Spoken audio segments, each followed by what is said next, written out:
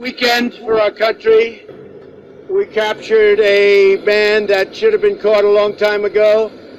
Unfortunately, he wasn't. He's done tremendous damage. But it was an amazing display of intelligence and military power and coordination and getting along with people. Lots of great things happened.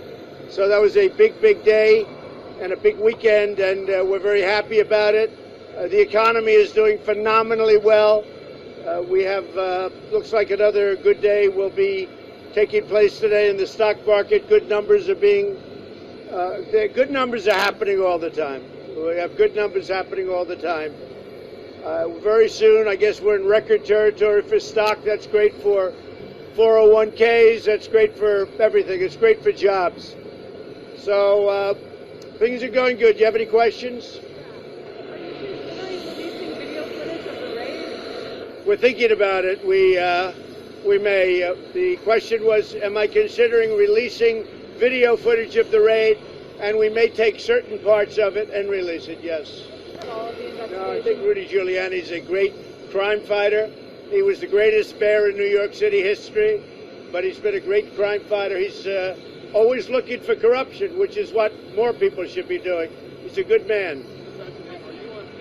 Sign the Phase 1 deal with China when you go to Chile? Yeah, we are looking probably to be ahead of schedule to sign a very big portion of the China deal, and we'll call it Phase 1, but it's a very big portion. That would take care of the farmers. It would take care of some of the other things. It'll also take care of a lot of the banking needs. So we're about, I would say, a little bit ahead of schedule, maybe a lot ahead of schedule. Probably we'll sign it. I imagine the meeting is scheduled for Chile. I know they have some difficulties right now in Chile, but I know the people in Chile, and I'm sure they'll be able to work it out. Mr. President, are you fearful? Why did you have such an aggressive response to John Kelly's comments over the weekend? Oh, I don't think it's aggressive at all. I would be surprised if he made those comments in a negative way, but I don't think the response would be, if he actually said that, if he actually meant that, I said what I do, and that I mean. Mr. President, are you concerned that Nancy Pelosi and others can't be trusted with this kind of information? Well, I guess the only thing is they were talking about why didn't I give the information to Adam Schiff and his committee?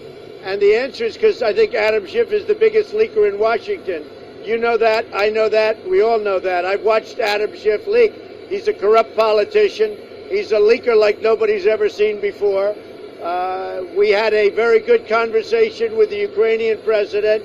The conversation was perfect. They don't ever talk about the conversation.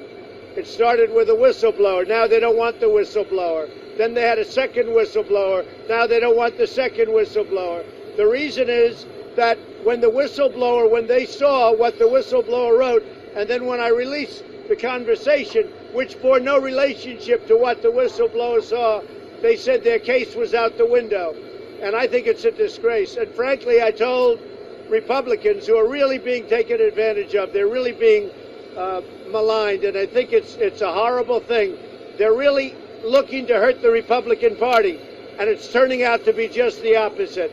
So one thing I said, I'd rather go into the details of the case rather than process. Process is wonderful. We already have 50 Republican senators. I never called one of them sign up. 50 out of 53, 50, and perhaps the other ones will do it too. But process is good. But I think you ought to look at the case. And the case is very simple. It's quick. It's so quick. I had a great conversation with the Ukrainian president. I had another conversation with him also, I think before that, which was the same thing. It was nothing. They tried to take that conversation and make it into a big scandal. The problem was we had it transcribed. It was an exact transcription of the conversation. So, in a nutshell, a whistleblower wrote a false narrative of the conversation. Now they don't want to talk about the whistleblower because they didn't think I was going to release the conversation. When I released the conversation, I blew up Schiff's act.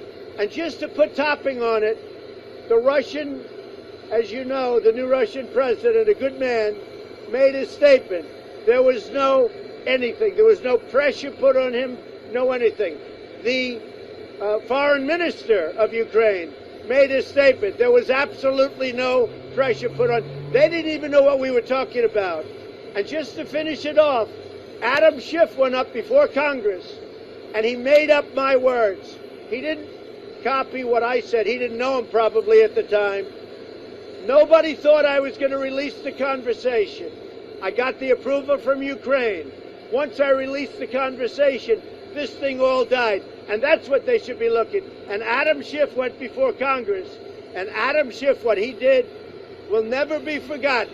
He made up a conversation that was a phony fabrication. It was a fraud. And people shouldn't be allowed to get away. They say he has immunity because he's a member of Congress. People shouldn't be allowed to do that. That's a criminal act. What he did is a criminal act. Thank you. Mr. President, can you clarify the Russian? I hope they approve USMCA. It's in there. It's a great agreement for the United States, for our farmers, for our manufacturers, for unions, for everything. It's been approved by Mexico and Canada. They're waiting. We don't seem to be able to have time for Nancy Pelosi. I call them the do-nothing Democrats. They're the do-nothing Democrats. And frankly, if they put it up, it's going to win very easily. It's going to have bipartisan support. I have no idea what they're doing with it. I can't imagine it takes this long. But they're so busy focusing on a witch hunt and a scam. Thank you. Can you clarify something about the Russian, the